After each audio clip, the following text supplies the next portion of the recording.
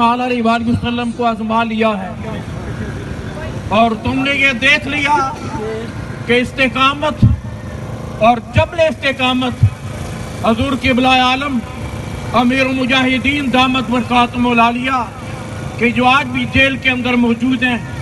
اور بہت ساری قیادت جیل کے اندر موجود ہے، لیکن حضرات گرامی ایک قدم بھی ڈگمگائے نہیں، اور اسی طرح شاش بشاش نظر آتے ہیں۔ اور یہ نبی پاک صلی اللہ تعالی علیہ وآلہ وسلم کے غلاموں کی شان ہے۔ یہ مقام اور یہ مرتبہ جو ہے کہ کسی اور کو حاصل نہیں ہو سکتا، اگر یہ حاصل ہے تو نبی پاک صلی اللہ تعالی علیہ وآلہ وسلم کے غلاموں کا حاصل ہے۔ تو ہم آج اس بات کا